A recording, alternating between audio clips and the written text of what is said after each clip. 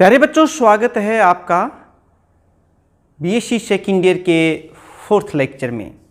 हम लोग पढ़ रहे हैं ऑप्टिक्स और ऑप्टिक्स के आज के इस लेक्चर में हम लोग पढ़ेंगे न्यूटन्स रिंग के बारे में।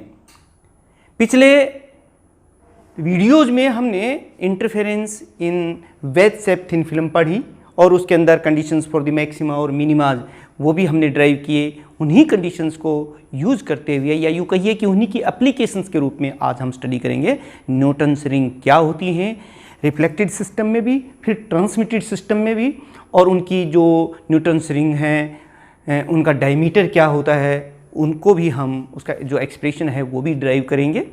न्यूटन्स रिंग की तमाम तरह के क्वेश्चंस आपके पूरे हो जाएं, वही चीज़ हम लोग यहाँ करेंगे। तो ये लेक्चर थोड़ा सा लेंदी रहने वाला है, लेकिन बहुत से क्वेश्चंस को कवर भी करेगा न्यूटन्स रिंग से संबंधित। तो आप पूरे लेक्चर को ध्यान से सुनिएगा। शुरुआत करते हैं हम न्यूटन्स रिंग्स। सबसे पहले मैं बताना चाहूँगा कि in the formations of the Newton's rings takes place due to the interference of the light by division of amplitude. Interference takes place due to the reflection of the light rays at the upper and lower surface of variable thickness film. ये हमारे पास एक plano convex lens है और ये glass slab है। नीचे क्या है? ये ग्लास स्लैब है। और जब इस ग्लास स्लैब के ऊपर हम इस प्लेनो कॉन्वेक्स लेंस को रखते हैं तो ये एक फिल्म बन जाती है of increasing thickness. At point of contact जो थिकनेस होती है वो 0 होती है। अब देखिए, जब एक मोनोक्रोमेटिक लाइट रे इंसिडेंट होती है लाइक दिस, तो क्या होता है कि it get partially reflect. This is the upper surface at this point, this is partially reflect and partially refract. ये देखिए, and at lower surface of the film it get again partially reflect and partially refract like this। ये देखिए, और ये light रे यहाँ से एक बार फिर से ये रिफ्लेक्ट होती है इसी एंड पर like this, और फिर से ये आती है। तो ये जो रिफ्लेक्टेड रेज हैं ये यहाँ सुपरिम्पोज होकर के और इंटरफेरेंस पैटर्न प्राप्त करती हैं रिफ्लेक्टेड सिस्टम में।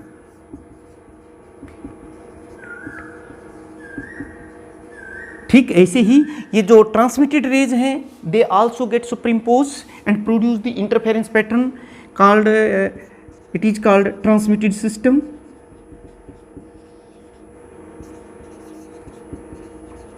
तो प्यारे बच्चों, एक बार सुन लीजिए, देख लीजिए कि when a plano convex lens is placed on the glass slab then a film of variable thickness get form here.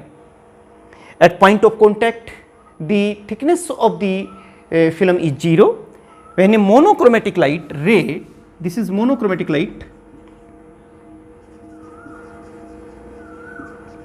chromatic light ray incident on this film, it get partially reflect and partially refract at upper surface, and similarly at lower surface also it get partially reflect and partially refract.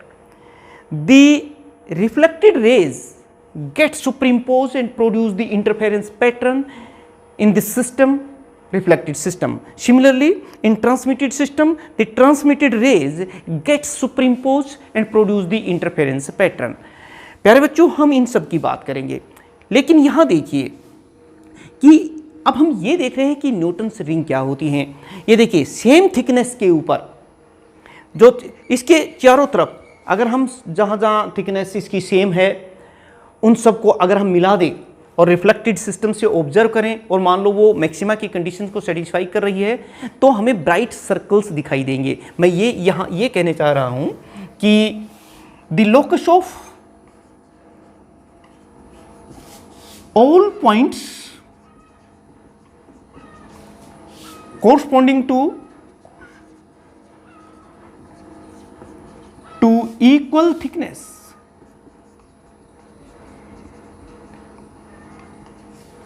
form circle. We observe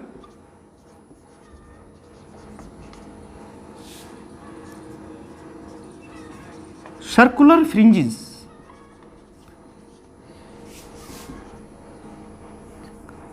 called, इन्हीं circular fringes को हम कहते हैं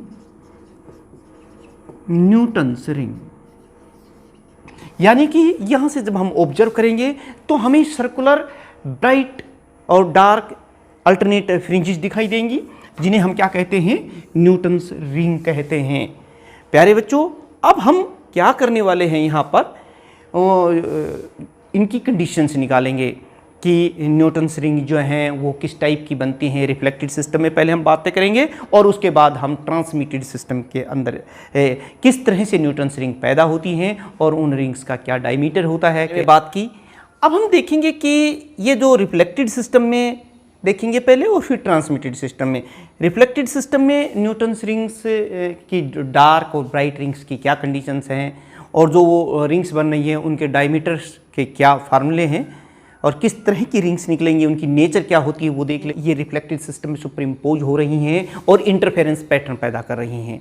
इन मैक्सिमाज और minima क्या होंगे, वो इन raise के पाथ डिफरेंस पे डिपेंड करता है। वही बात हम यहाँ लिख रहे हैं और वो पाथ डिफरेंस, वो कंडीशंस हम पहले ही निकाल चुके हैं, उन्हीं को हम यहाँ यूज करेंगे। ये देखिए, the path difference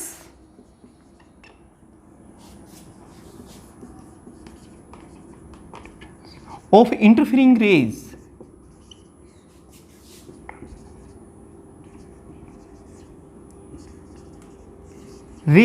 in reflected systems is given by, और वो पाथ डिफरेंस प्यारे बच्चों आपको पता है क्या होता है। This path difference is given bye 2 mu t cos are plus alpha plus minus lambda by 2। ये है वो पाथ डिफरेंस। ये जो पाथ डिफरेंस कितना आता है वो देख लीजिए। ये कंडीशंस आप जानते हैं रिफ्लेक्टेड सिस्टम में, जो दिस इज द कंडीशन। अब हम इन दोनों को अगर इक्वेट करते हैं तो ये देखिए हमारे पास क्या जाता है, 2 mu t cos are plus alpha या minus lambda by 2 it is equal to n lambda. इसको थोड़ा सोल्व कर दें हम। 2 mu t cos are plus alpha is equal to n lambda plus lambda by 2। इसको इस तरह से लिखेंगे 2n प्लस 1 लेमडा बाई 2। तो ये कंडीशंस, ये देखिए हमारे पास मैक्सिमा की हम बात कर रहे हैं पहले, कोस आर प्लस अल्फा। ये देखिए, अगर हमने आपको बताया था कि अगर नॉर्मल इंसिडेंस है तो ये कोस आर प्लस अल्फा और एंगल ऑफ वेज जो है वो कम लेते हैं, तो कोस आर प्लस अल्फा क्या हो जाएगा, ये देखिए, फॉर नॉर्मल इंसिडेंस हम देख रहे हैं कि कोस are plus alpha it is nearly taken 1। कोस 0 हो जाएगा क्योंकि दोनों ही एंगल 0, तो कोस 0 1 होता है, तो ये 1 हो जाएगा। और फॉर एयर फिल्म के लिए देखिए, अगर हम यहाँ पर किसी ग्लास की बजाय कोई एयर लेते हैं तो फॉर एयर फिल्म म्यू की जो रिफ्रैक्टिव इंडेक्स होता है एयर का लगभग हम कितना लेते हैं, 1। अगर इन दोनों कंडीशंस को यहाँ हम रखते हैं तो हमारे पास क्या आता है, 2t, ये तो 1 हो गया है, and it is equal to 2n plus 1 lambda by 2। यानी कि रिफ्लेक्टेड सिस्टम में ये हमारे पास कंडीशन आ गई है प्यारे बच्चों। क्या आ गई है, मैं यहाँ इनको लिख देता हूँ, 2t, ये देखिए मैं फॉर मैक्सिमाज कहिए या ब्राइट फ्रिंजेस की बात करते हैं, तो ये जो कंडीशन हमारे पास आ रही है वो क्या आ रही है, 2t equal to 2n plus 1 into lambda by 2। ये है और डार्क फ्रिंजेस, इसमें अगर हम देखते हैं तो देखिए मिनिमा के लिए जो पाथ डिफरेंस कितना होता है वो आपको पता ही है, 2n plus 1 into lambda by 2 ये होता है। तो अगर हम इसको इन दोनों को इक्वेट करते हैं तो हमारे पास आता है 2 mu t cos are plus alpha और plus lambda by 2 it is equal to ये वाली कंडीशंस हम लिख सकते हैं यहाँ पर 2n+1 लेमडा बाई 2। इसको थोड़ा सोल्व कर लीजिए तो ये देखिए क्या आ जाता n लेमडा, और फिर सोल्व करेंगे तो ये लेमडा बाई 2, ये लेमडा बाई 2 से लेमडा बाई 2 कैंसिल हो गया है, और हमारे पास जो कंडीशन आई है वो देखिए क्या आ गई है 2 mu t cos r plus alpha it is equal to n lambda, ये कंडीशन आ गई है। यहाँ पर भी अगर हम दो स्पेशल केसेस देखते हैं कि अगर नॉर्मल इंसिडेंस है और एंगल ऑफ एज कम है, तो उस केस में ये देखिए फॉर नॉर्मल इंसिडेंस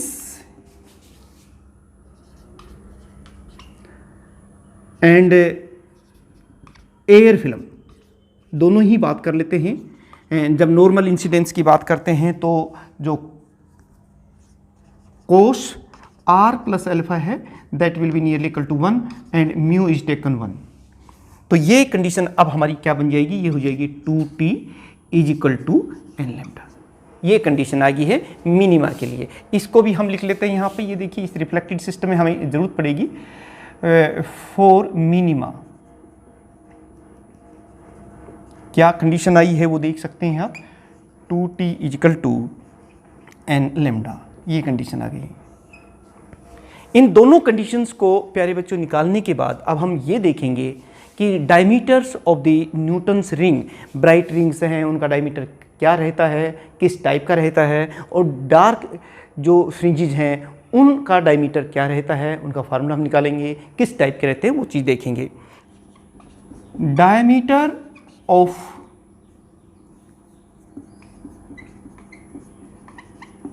न्यूटन्स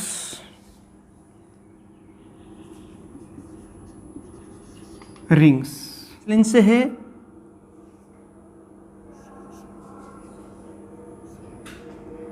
जो हमने ग्लास स्लैब पर रखा है, ये इसका पॉइंट ऑफ कांटेक्ट है, नीचे ग्लास स्लैब है। आप देख रहे हैं कि जहां थिकनेस t है, ये t थिकनेस है इस पॉइंट के ऊपर, हालांकि ये थिकनेस वेरी कर रही है। एट पॉइंट ऑफ कांटेक्ट जो थिकनेस है इस फिल्म की वो 0 है। ये फिल्म दिख रही है, इसको मैं O कह रहा हूँ, ये देखिए ये A B, इसको C कह देते हैं, ये पॉइंट D है, ये E है, और ये देखिए यहाँ पर ये सर्कल है, इस रेडियस ऑफ कर्वेचर जो है वो R है, जिसको हम अभी लिखेंगे, बताएंगे आपको।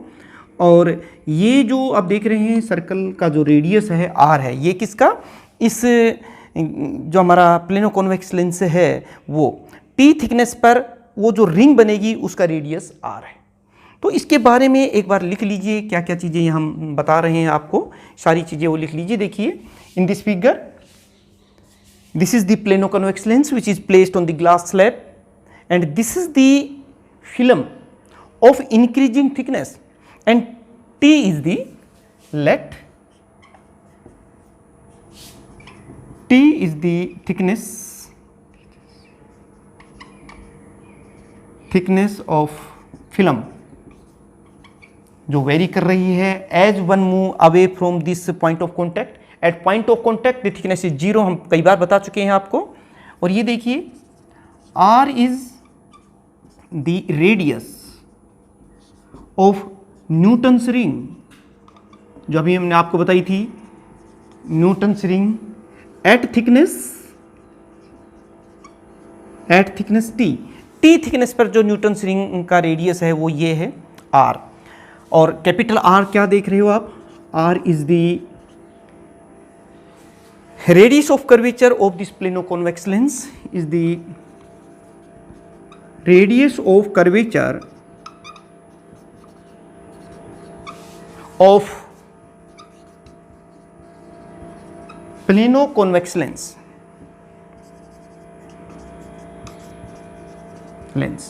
आप देख रहे हैं यहाँ पर सारी चीज़ें आपने लिख ली है। और ये जो देख रहे हो ये एक थिन फिल्म बन रही है वेज शेप की, whose thickness vary as one move away from this point of contact the thickness increases. तो ये सारी चीज़ें लिखने के बाद अब मुझे एक बात बताइए कि यहाँ पर हम क्या निकालने जा रहे हैं, diameter of the Newton's ring.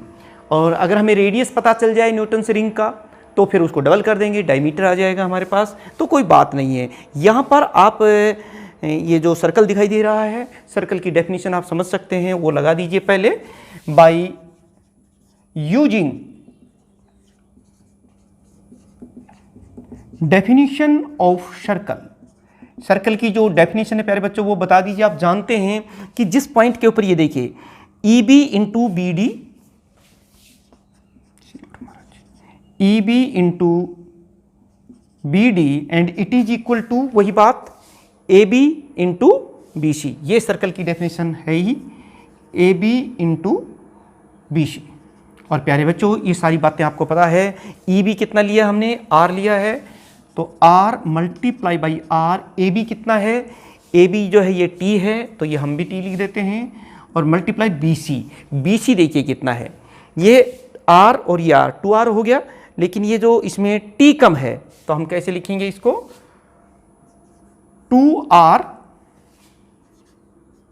Minus T, ये है बस। ये देखिए ना 2r तो इतना हो गया और इसमें से हमने t को कम कर दिया है, ये चीज़ आप यहाँ लिख सकते हैं। इसको थोड़ा सोल्व कर दीजिए, देखिए बेटे आर स्क्वायर किसके बराबर आ गया, 2rt, मैं इस t को मल्टीप्लाई कर रहा हूँ, माइनस टी स्क्वायर, ये देखिए। अब एक और इम्पोर्टेंट पॉइंट आप यहाँ देख रहे हैं कि ये जो थिकनेस है टी की, अगर ये बहुत ही कम ले लें, if T is taken very small, अगर हम इसको बहुत ही स्मॉल ले लें तो उसका जो स्क्वायर होगा that becomes very very much small and can be neglected, यानी कि t can be neglected here. So r square is equal to 2rt, because ये टी तो कैंसिल हो गई है, और यहां से आप 2t की वैल्यू निकाल सकते हैं, 2t is equal to r square by r. ये देखिए ये चीज हम यहां यूज करेंगे, ये देखिए 2t is equal to r square by r, ये वैल्यू हम निकाल चुके हैं by using the definition of the circle. ये पॉइंट आ गया। अब हम मैक्सिमा की बात करते हैं, क्योंकि हमने मैक्सिमा के लिए भी कंडीशंस निकाल रखी हैं और मिनिमा के लिए भी निकाल रखी है 2t की वैल्यू। ये देखिए वही चीज अब मैं यहां लिखने जा रहा हूं। ये मैक्सिमा और ब्राइट फ्रिंजेस के लिए ये जो 2t की वैल्यू आ रही है वो देखिए क्या है, ये मैक्सिमा की कंडीशंस हैं, 2n+1 into lambda by 2, this is the condition. अब 2t की वैल्यू हम पहले से निकाल चुके हैं अभी by using the definition of the circle. तो इस 2t, क्योंकि ये देखिए 2t कितना हो है, ये r square by are. On equating these two results, इन दोनों रिजल्ट्स को अगर हम इक्वेट कर दें तो हम क्या लिखेंगे, r square by r it is equal to 2n+1 into lambda by 2। क्योंकि ये रेडियस है न्यूटन्स रिंग का, कौन सी रिंग होगी वो इस n पर डिपेंड करती है, तो यहाँ ये n है तो फिर ये nth रिंग का जो है रेडियस हो गया मेरे बच्चों। अब आप खुद देखिए यहाँ पर हम लोग निकाल सकते हैं कि ये जो rn स्क्वायर है, ये r इधर चला जाएगा, rn square is equal to r, और यहाँ पर अच्छा एक और बात मैं आपको यहाँ ज़रूर बताना चाहूँगा कि यहाँ पर हम एयर फिल्म ले रहे हैं। अगर मान लो यहाँ पर कोई लिक्विड हो, एक जनरल बात हम लोग कर लेते हैं, तो उस का रिफ्रैक्टिव इंडेक्स क्या होगा, म्यू होगा, क्योंकि एयर का तो हम अप्रोक्सीमेटली 1 ले लेते हैं, तो फिर यहाँ पर म्यू भी आ जाएगा, refractive index of that material of the film here which will be taken here. So आप ये भी बात देख सकते हैं, यानी कि ये हमारे पास क्या आ गया है, इस आर को मैं लेके जा रहा हूँ राइट साइड में, तो हमारे पास क्या आ जाएगा, इंटू 2n+1 लेमडा और डिवाइडेड बाई 2 म्यू, ये आर एन स्क्वायर है, और आर एन की अगर हम वैल्यू निकालें तो ये आ गया equal to the double of the radius of the nth bright Newton's ring. अब ये आर एन की वैल्यू आप यहाँ रख दीजिए। देखिए अब आपके पास क्या आता है, this diameter it is equal two into 2n+1 into lambda और डिवाइडेड बाई 2 म्यू, और 2 से 2 जब कैंसिल कर देंगे तो हमारे पास डायमीटर आ जाएगा nth रिंग का, वो आ जाएगा 2r 2n+1 lambda divided by mu. तो दिस इज द फार्मूला और expression of the nth Newton's bright ring. ये एक्सप्रेशन, अगर आपसे एक्सप्रेशन पूछते हैं तो आप इस तरीके से बात कर सकते हैं कि ये आता है। अब हम ये देखते हैं कि ये जो न्यूटन्स रिंग है इनकी नेचर कैसी होती है, कि जैसे जैसे ऑर्डर ऑफ रिंग्स बढ़ती हैं, दूर जाते हैं, तो वो एक दूसरे के क्लोज आते हैं या एक दूसरे से दूर जाते हैं, वो हम उनके रेडियस से ही पता कर लेंगे। इसी रूल यहाँ पर 2n+1 ये हमने लिख दिया है। वेयर k किसके स्थान पर हमने लिखा है, where k is equal to r lambda by 2 mu is the constant, ये कांस्टेंट है। अब ये सब चीजें हमने यहां लिख दी तो हमारे पास ये वाला फैक्टर यहां आ गया है। यहां से अब आप देख सकते हैं, ये देखिए n की वैल्यू हम वेरी करते रहेंगे।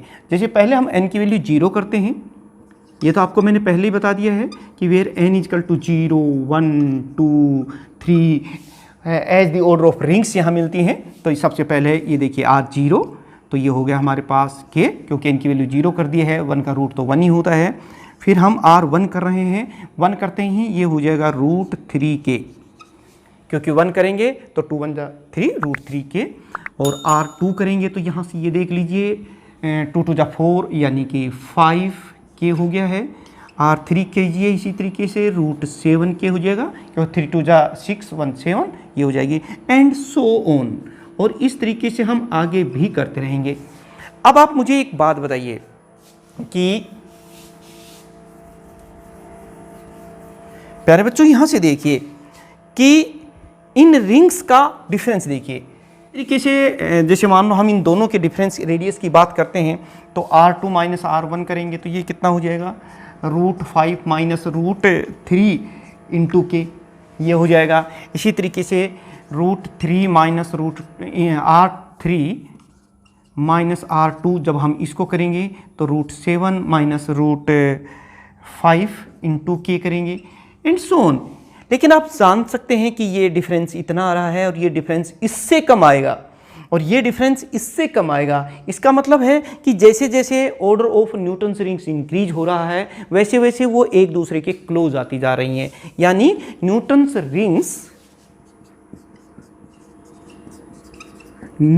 रिंग कम्स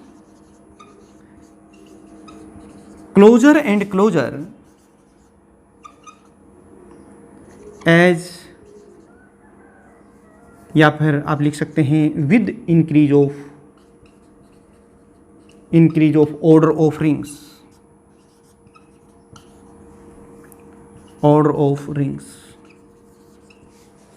यही चीज हमने। और ये सवाल भी पूछा जा सकता है कि so that the Newton's rings come closer and closer with increase of order of rings. तो इस तरीके से आप बात करते हैं। ये हमने मैक्सिमा की बात की थी बेटे। यही चीज़ें हम लोग मिनिमा के केस में, भाई जो मिनिमा डार्क न्यूटन्स रिंग मिल रही हैं उनका डायमीटर क्या होगा, उनकी नेचर कैसी होगी, वो भी हम निकाल सकते हैं। इनमें देखिए जो 2t का हमारा फार्मूला आता है डार्क फ्रिंजेस के लिए, ये मैक्सिमा के लिए था, ये मिनिमा के लिए, तो ये कितना था n लैम्डा। और ये अभी हमने 2t सर्कल की, ये डिवाइड बाई म्यू और हो जाएगा। और म्यू अगर यहाँ होगा तो फिर देखिए इन दोनों को जब हम इक्वेट करेंगे यहाँ पर, यहाँ नीचे म्यू भी है तो यहाँ भी म्यू आ जाएगा, ये देखिए। तो यहाँ से फिर Rn कितना हो गया, Rn is equal to R lambda by mu और इंटू इसको √n भी कह सकते हैं। और यहाँ से देखिए ये फिर से कांस्टेंट है R लैम्डा और म्यू, वेयर हम वही चीज़ यहाँ लिख रहे हैं, वेयर ये जो R लैम्डा बाई म्यू है इसको हम कांस्टेंट ले लेते हैं। मान लो हम इसको K डैश कांस्टेंट ले लेते हैं, तो फिर हमारे पास ये R, इसको भी डैश लगा लेते हैं ताकि पिछले जो मैक्सिमा की कंडीशन से कन्फ्यूजन ना हो। तो हम इसको लिख देते हैं Rn dash it is equal to √n K dash, ये देखिए where K dash is constant. ये देखिए प्यारे बच्चों, अब यहाँ पर अगर हम देखें कि इनके रेडियस पर क्या इफेक्ट पड़ेगा, तो n की वैल्यू यहाँ क्या है 1 2 3 4 5 etcetera for the first second third and nth dark ring. ये देखिए where n equal to 1 2 3 etcetera for first second third dark rings. तो देखिए पहली जो रिंग आएगी डार्क रिंग वो कितनी हो जाएगी k डैश, दूसरी के लिए n की वैल्यू 2 रख देंगे तो that will be equal to, आप देख सकते हैं √2k डैश। इसी तरीके से थर्ड डैश इसको लिखेंगे √3k dash and so on. इस तरीके से हम आगे चलते चले जाएंगे, 1 × k डैश आ जाएगा। और प्यारे बच्चों इस तरीके से आप इसकी वैल्यू आप जानते ही 1.414 माइनस 1 और k डैश करेंगे और ये लगभग आ जाएगा 0.414 k डैश।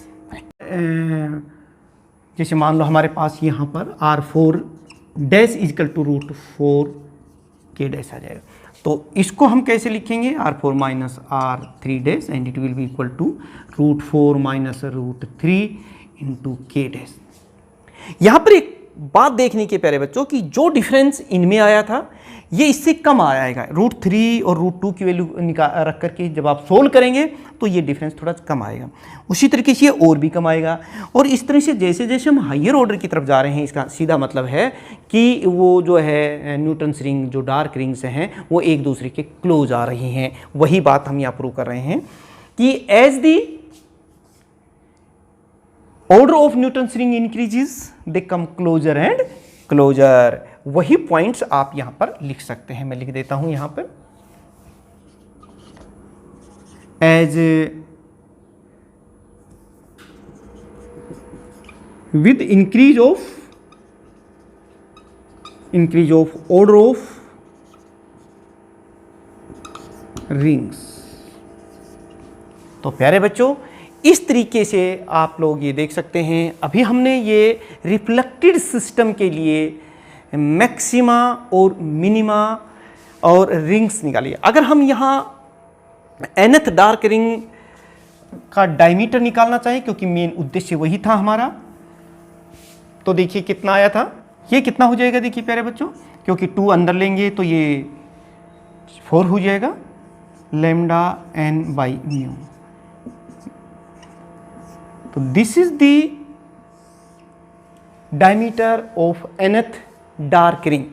जो अभी हमने रिफ्लेक्टेड सिस्टम में diameter of bright and dark fringes की स्टडी की, उनके एक्सप्रेशन फाइंड आउट किए, बिल्कुल उन्हीं स्टेप्स पे अब हम जो ट्रांसमिटेड सिस्टम है उसमें किस तरह से डायमीटर जो है उसका फार्मूला क्या होता है ट्रांसमिटेड सिस्टम में और रिफ्लेक्टेड सिस्टम में। रिफ्लेक्टेड सिस्टम में हमने देखा था कि जो 2 रेज सुपर इम्पोज हो रही हैं उनमें से एक डेंसर मीडियम पर रिफ्लेक्ट होती है, इसलिए हम वहाँ एक्स्ट्रा जो है एडिशनल जो पार्ट डिफरेंस है λ/2 का वो इंट्रोड्यूस किया था। लेकिन ट्रांसमिटेड सिस्टम में ऐसा कुछ नहीं होता है, यानी मैं यही कहना चाह रहा हूँ यहाँ पे कि in case of the transmitted system there is a no reflection at denser medium of either ray and so no additional path difference of λ/2 or phase difference of pi is introduced here।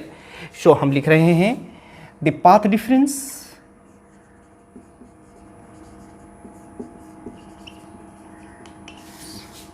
is given by in superimposing or in interfering rays is given by, और वो path difference क्या था वो आप समझ सकते हैं 2n 2 mu t cos r plus minus जो λ/2 था वो यहाँ नहीं होगा, तो r plus alpha. Bright fringes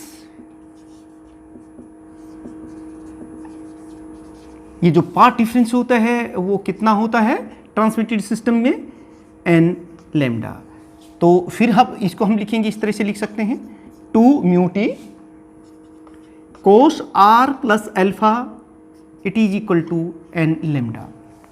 अब हम यहां कर रहे हैं कि मान लो नॉर्मल इंसिडेंस है, ये देखिए for normal incidence cos r plus alpha it will be taken nearly equal to 1। ये तो 1 हो जाएगा क्योंकि r की वैल्यू 0 के आसपास, और अल्फा एंगल ऑफ वेज जो है वो भी अगर हम नियरली 0 लेते हैं तो ये। और फॉर एयर फिल्म, अगर हम ये रिफ्रैक्टिव इंडेक्स ना लेकर के एयर फिल्म की बात करें, एयर फिल्म में के लिए म्यू की वैल्यू कितनी हो जाएगी वो भी आप देख सकते हैं, म्यू इजकल टू 1। अब ये चीज़ क्या बन जाएगी यहाँ पर देखिए, ये तो उस केस में जब हम एयर फिल्म लें, अदरवाइज आप देख सकते हैं यहाँ पर 2 mu t is equal to n lambda और 2 t is equal to n lambda by, ये देखिए म्यू। एक तो इक्वेशन यह है, और एक हमने बाई सर्कल ऑफ की जो डेफिनेशन यूज की थी उससे ये एक्सप्रेशन हमने निकाल लिया था थोड़ा देर पहले जब हम रिफ्लेक्टेड सिस्टम पढ़ रहे थे, उसी को हम यहाँ यूज करेंगे, 2t equal to R square by are. On equating these two results, इन दोनों रिजल्ट्स को अगर हम इक्वेट करते हैं तो देखिए हमें क्या मिलता है। तो हम लिखेंगे r n square by r is equal to n lambda by mu. ये देखिए मैंने ये दोनों का लेफ्ट साइड बराबर है तो दोनों का राइट साइड बराबर होगा, और हम इसको इस तरीके से लिखेंगे। और ये देखिए r n square is equal to r lambda by mu into n, ये भी है। इसका स्क्वेयर रूट ले ले हम यहाँ पर, r n is equal to root r lambda by mu और रूट एन। तो प्यारे बच्चों ये जो देख रहे हो ये रेडियस आ गया हमारे पास, यह एन की वैल्यू वेरी कर देंगे for 1 2 3 4 for higher order of the bright fringes के लिए। तो यहाँ से आप देख सकते हैं कि बताइए what is the value of R1 dash, it R1 what is that, it is equal to, ये देखिए इसको हम थोड़ा पहले इस तरह से लिख लेते हैं, r n is equal to k into N, where ये जो आप देख रहे हैं कि r lambda by mu it is equal to k is the constant. ये क्या है, ये कॉन्स्टेंट है, आप देख रहे हैं। तो फिर आप यहां हम लिख रहे हैं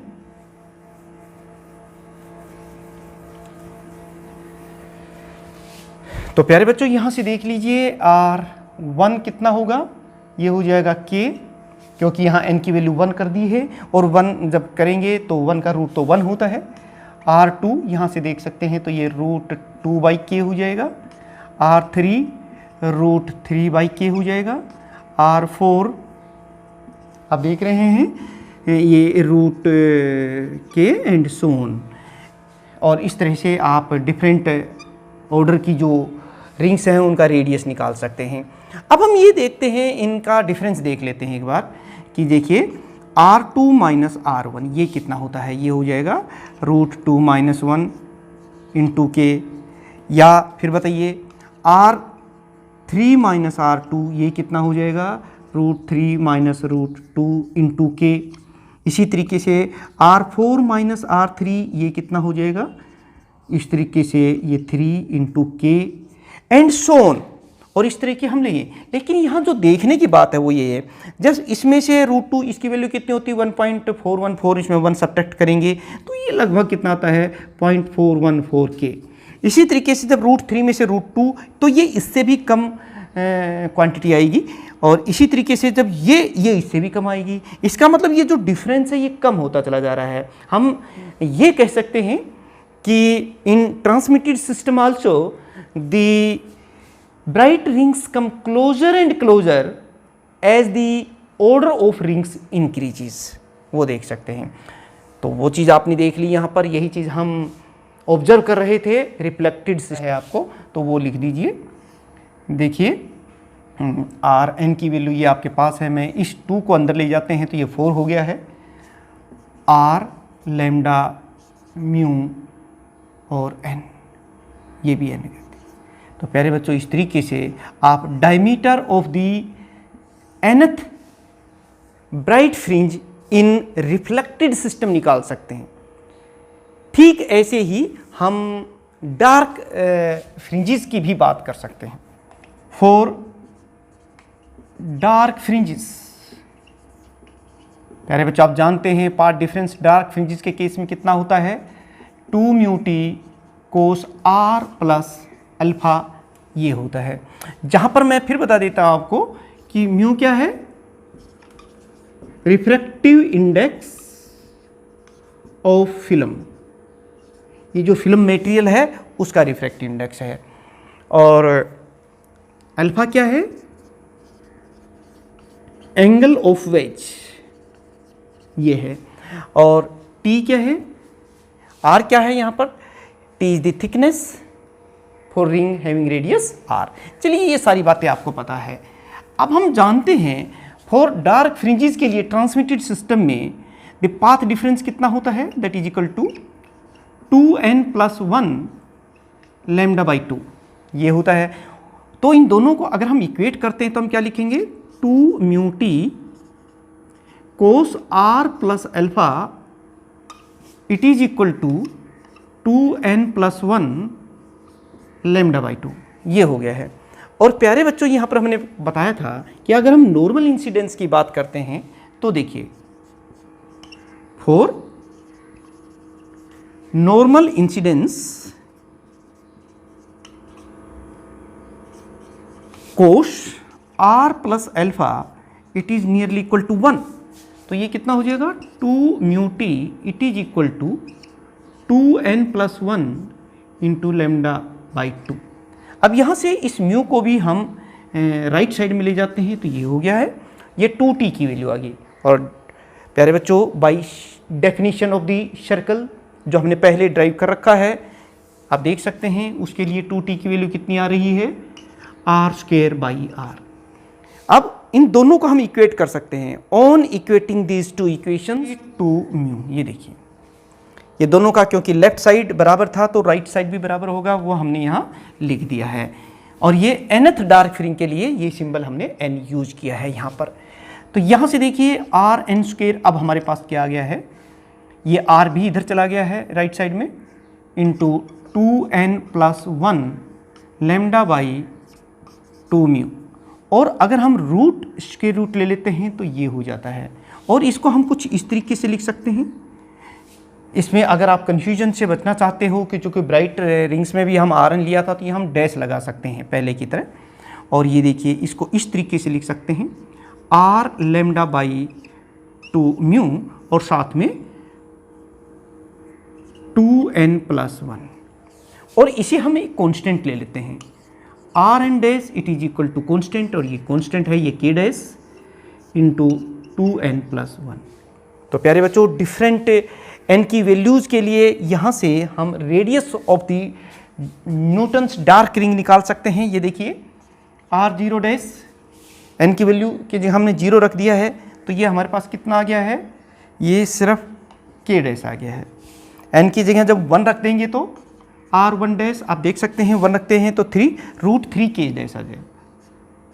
इससे हम ये देखना चाहते हैं कि हमारी जो न्यूटन्स डार्क रिंग है वो जैसे जैसे ऑर्डर बढ़ता है वैसे वैसे वो एक दूसरे के क्लोज आ रही हैं या एक दूसरे से दूर जा रही हैं। तो ये देखिए r2' इक्वल टू 2 करेंगे 2 2 4 1 5 हो जाएगा 5 k', r3' वो भी देख लीजिए 7 k'। अब इनके डिफरेंस की बात कर लेते हैं। चलिए इन दोनों का डिफरेंस देखें तो r1' माइनस r0', तो ये कितना हो जाएगा, आप खुद देखिए यहाँ पर √3 - 1 इंटू k' हो गया है। और ये देखिए कि √3 की वैल्यू ये जब सब्ट्रैक्ट करेंगे, जो भी वैल्यू आपको पहले में बता चुका हूँ, r2' माइनस r1' ये देखिए कितना आता है, √5 माइनस √3 इंटू k'। अब देख, और फिर देखिए r3' माइनस r2' ये जब करते हैं तो √7 माइनस √5 और ये k' एंड सो ऑन। और इस तरीके से आप आगे चलते रहिए। हम देखेंगे कि ये जो डिफरेंस आ रहा है ये इससे कम रहेगा और ये डिफरेंस इससे भी कम रहेगा, यानी कि ये जो डिफरेंट रिंग्स हैं, डार्क न्यूटन्स रिंग हैं, ये एक दूसरे के क्लोज आती जा रही हैं।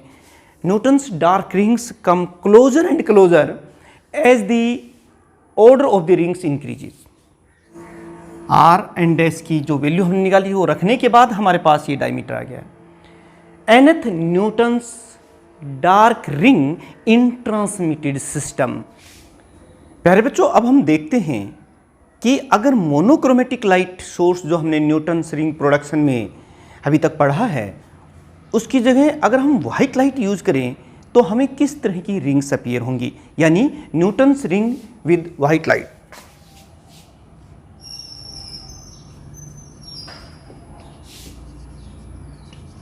Newton's rings with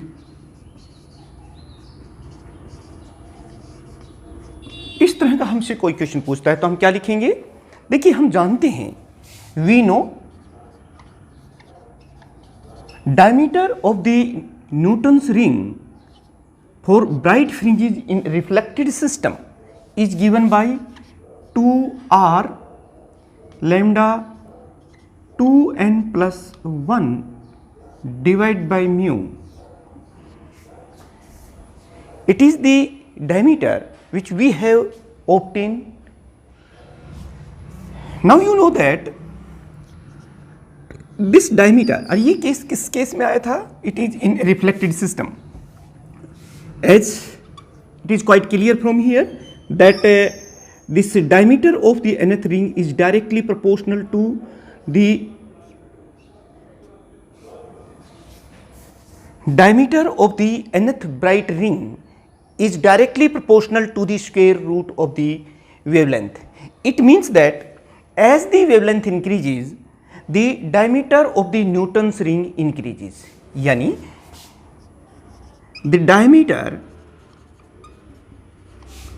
of Newton's ring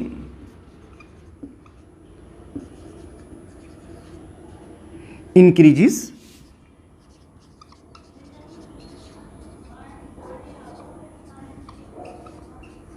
with increase of wavelength of the colors.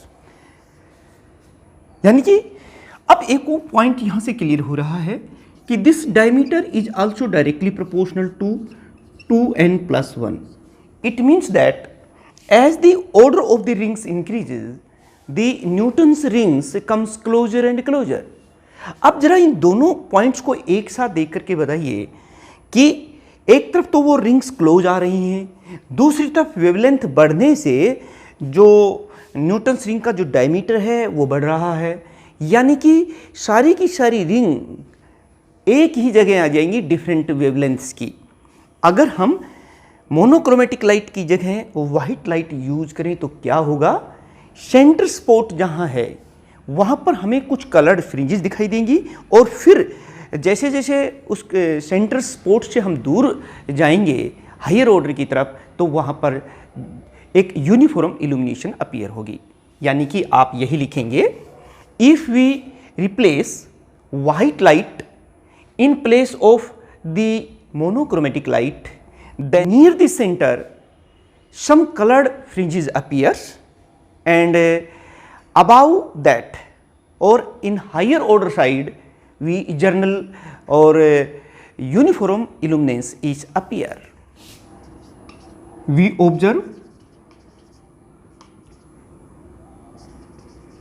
some colored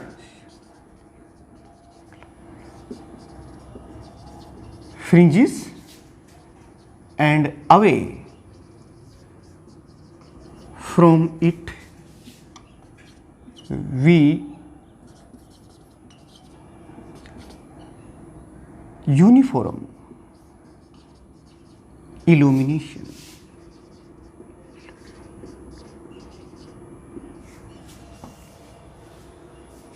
If we replace monochromatic light by white light, if we replace monochromatic light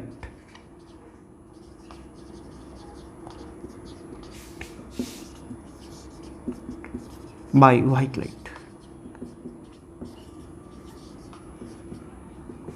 question Newton's ring से संबंधित पूछा जाता है.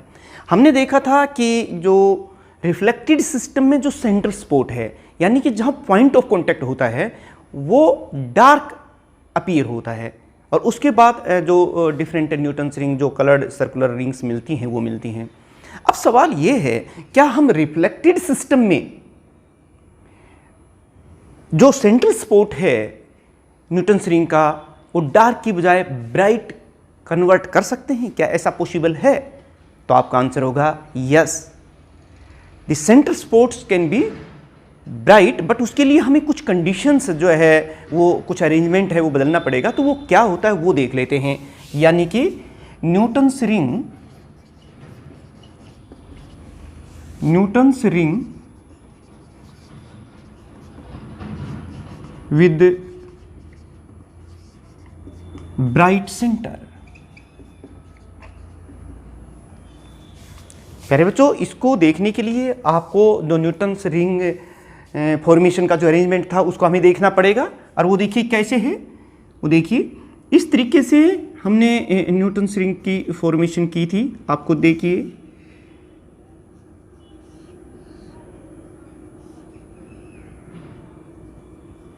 ये है हमारा centre spot,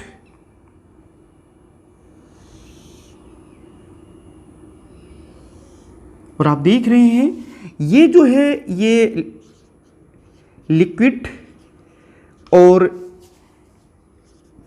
air film होती थी, आपने पढ़ी थी। और ये जो ऊपर देख रहे हो ये प्लेनो कॉन्वेक्स लेंस है। ये क्या है? Plano convex lens. और ये नीचे आप देख रहे हैं ये ग्लास स्लैब है, दिस इज ग्लास स्लैब।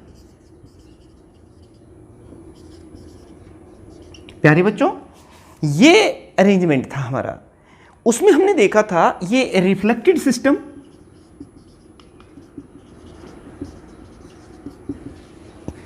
अब रिफ्लेक्टेड सिस्टम में जो लाइट रे आकर के, एक लाइट रे इसके अपर सरफेस पर रिफ्लेक्ट होकर जा रही थी, दूसरी यहाँ लोअर सरफेस पे रिफ्लेक्ट हो रही थी। तो हुआ क्या था कि एक लाइट रे को डेंसर मीडियम पर रिफ्लेक्ट हो रही थी, जबकि दूसरी जो है वो रेयर मीडियम से रिफ्लेक्ट होकर जा रही थी। और इसकी वजह से according to the Stokes law एक एडिशनल पाथ डिफरेंस λ/2 या phase difference phi was introduced there, जो अभी हमने स्टडी के दौरान पढ़ा उसके अंदर। अब हमें यही जो λ/2 का एडिशनल पाथ डिफरेंस है इसे ही एलिमिनेट करना होगा। उसके लिए कुछ अरेंजमेंट यहाँ बदलना पड़ेगा। उसके लिए देखिए ये हमारा ग्लास प्लेनो कॉन्वेक्स लेंस है जिसका रिफ्रैक्टिव इंडेक्स μ1 है, और ये जो फिल्म है लिक्विड की, यहाँ हमें एक ऐसा लिक्विड लेना होगा जिसका रिफ्रैक्टिव इंडेक्स μ2 है, और ये ग्लास स्लैब है जिसका रिफ्रैक्टिव इंडेक्स क्या है, μ3 है। अब हमें करना क्या होगा कि ये जो ट्रांसपेरेंट लिक्विड है इसका जो रिफ्रैक्टिव इंडेक्स है वो इस तरह से होना चाहिए, या यूं कहिए कि हम लिक्विड, ट्रांसपेरेंट लिक्विड इस तरह से सिलेक्ट करें कि जिसका refractive index plano convex lens है इसके रिफ्रैक्टिव इंडेक्स से ज़्यादा हो, और जो ग्लास स्लैब है उससे इसका रिफ्रैक्टिव इंडेक्स कम हो। नतीजा क्या होगा कि इसके अपर सरफेस पर भी डेंसर मीडियम पर लाइट रे रिफ्लेक्ट होगी, और यहाँ पर भी लोअर सरफेस जो है वहाँ पर भी वो डेंसर मीडियम पर रिफ्लेक्ट होगी। नतीजा वो जो एडिशनल पाथ डिफरेंस है एक रे के बीच में आता था वो एलिमिनेट हो जाएगा। तो आप क्या कहेंगे कि इस तरह से अगर एग्जाम में क्वेश्चन पूछा जाता है कि can we obtain the Newton's rings with bright centre, तो आप कहेंगे yes, the Newton's rings can be obtained with bright center by using the liquid जो कि ट्रांसपेरेंट है, ट्रांसपेरेंट लिक्विड है ऑफ रिफ्रैक्टिव इंडेक्स जिसका कितना है μ2 is greater than refractive index of lens material and lesser than refractive index of glass slab mu3. By using this arrangement, both the rays reflect at denser medium and so no additional path difference will be there. You can say, अब देखिए दो condition है, the path difference then becomes 2 mu t cos r plus alpha. ये हमने लिया था जब ये अरेंजमेंट यूज नहीं किया था, यहाँ एयर यूज की थी, तो यहाँ प्लस माइनस लैम्डा बाई 2 भी इंट्रोड्यूस हुआ था. लेकिन इस अरेंजमेंट के तहत क्योंकि both the rays are reflected at the denser medium and so no this path difference is introduced here and at centre. आप इस सेंटर की बात करें क्योंकि ये एक thin film of increasing thickness बन रही है, तो एट सेंटर देखिए, at centre t is equal to 0 and so this path difference will be equal to 0. ये देखिए पाथ डिफरेंस कितना हो गया है, 0. And this is the condition of maxima और bright fringe. It is condition of maxima और bright fringe.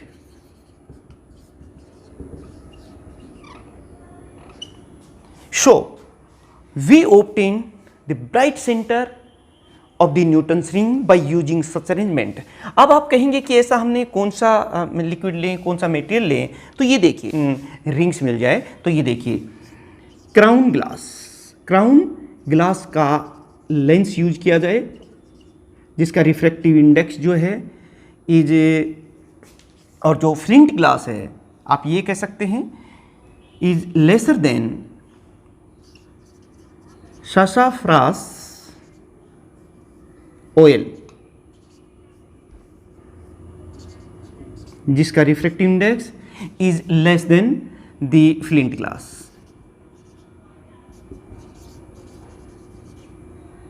Slab ये देखिए बेटा,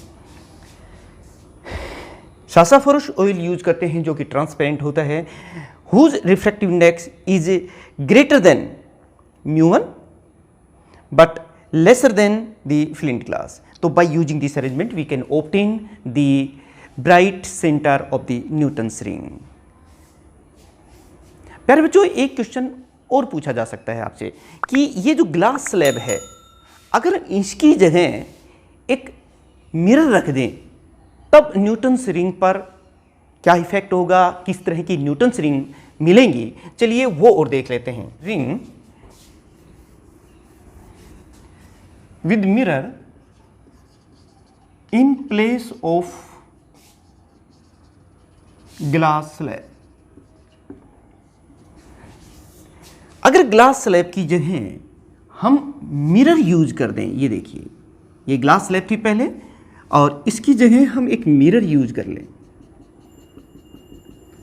देखिए प्यारे बच्चों तब क्या होगा कि ये इस थिन फिल्म का अपर सरफेस है और ये इस थिन फिल्म का लोअर सरफेस है, लेकिन जो लाइट रे अपर सरफेस पर रिफ्लेक्ट होगी उसका जो एम्पलीट्यूड है या उसकी जो इंटेंसिटी होगी वो काफ़ी कम होगी in comparison to the light ray which reflect at the lower surface of the film.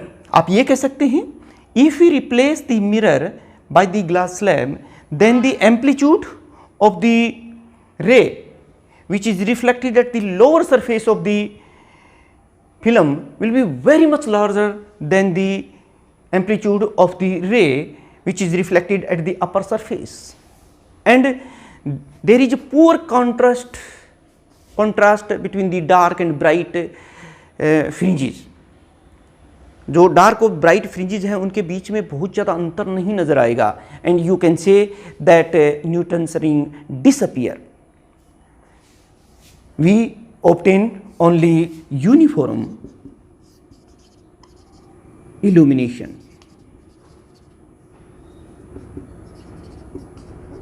प्यारे बच्चों आपको समझ में आ गया होगा कि अगर हम मिरर यूज करते हैं तो जो कंट्रास्ट है ब्राइट और डार्क फ्रिंजेस के बीच में वो बहुत ही कम, मतलब एक तरह से रह जाएगा। वो इतनी ब्राइट के कंपेरेटिवली डार्क फ्रिंज दिखेगी ही नहीं वो, और हमें क्या मिलेगा, एक जर्नल इल्यूमिनेशन, चमक सी नज़र आएगी, एंड न्यूटन्स रिंग डिसअपीयर, यानी कि न्यूटन्स रिंग हमें नहीं मिलेगी। तो प्यारे बच्चों, आपने देखा हमने न्यूटन्स रिंग के ऊपर एक लेंदी जो है लेक्चर आज आपका पूरा हुआ है। इसमें काफ़ी क्वेश्चंस न्यूटन्स रिंग से संबंधित आपके क्लियर हो गए होंगे और बहुत कुछ आपको समझ में आया होगा। छोटे क्वेश्चंस होते हैं, जो रीजनिंग क्वेश्चंस होते हैं, उस टाइप के क्वेश्चंस जिसके रीजन बताने होते हैं वो भी आपने देखे। न्यूटन्स रिंग की फॉर्मेशंस, न्यूटन्स रिंग के डायमीटर्स, उसमें रिफ्लेक्टेड सिस्टम में भी और ट्रांसमिटेड सिस्टम में भी। तो प्यारे बच्चों, अगर ये कुछ समझ में आया है और कोई सजेशंस हैं तो कमेंट्स ज़रूर करें, और अगर आपको बहुत अच्छा लगा है और आपने अभी तक इस लेक्चर को जो है अच्छी तरीके से नहीं देखा है तो इस पूरे लेक्चर को बहुत ध्यान से देखिएगा, आपको ज़रूर समझ में आ जाएगा। और उसके बाद आप अपने इस चैनल को सब्सक्राइब कर दें और लाइक और फॉरवर्ड भी करें, दूसरों को शेयर भी करें। प्यारे बच्चों, अगर आपको नोट्स चाहिए, वैसे तो नोट्स आपने खुद बनाने चाहिए धीरे धीरे वीडियो को देख करके, फिर भी अगर आपको रिक्वायरमेंट है तो डिस्क्रिप्शन में जा करके आप उनको डाउनलोड कर सकते हैं। एक नेक्स्ट जो हमारा लेक्चर रहने वाला है वो न्यूटन्स रिंग की एप्लीकेशंस पर रहेगा, कि न्यूटन्स रिंग को यूज़ करके हम किस तरह से डिफरेंट चीज़ डिटरमाइन कर सकते हैं। जैसे मोनोक्रोमेटिक लाइट की वेवलेंथ का रिफ्रैक्टिव इंडेक्स भी हम इसे मेजर कर सकते हैं न्यूटन्स रिंग फॉर्मेशन से। तो नेक्स्ट लेक्चर में इन्हीं पर आधारित रहेगा। तो मिलते हैं नेक्स्ट लेक्चर में। मैं उन स्टूडेंट्स का जिन्होंने अब सब्सक्राइब किया है और इसको शेयर किया है और इसको पूरा देखा है, उसका मैं थैंक्स करना चाहूँगा। Thank you very much.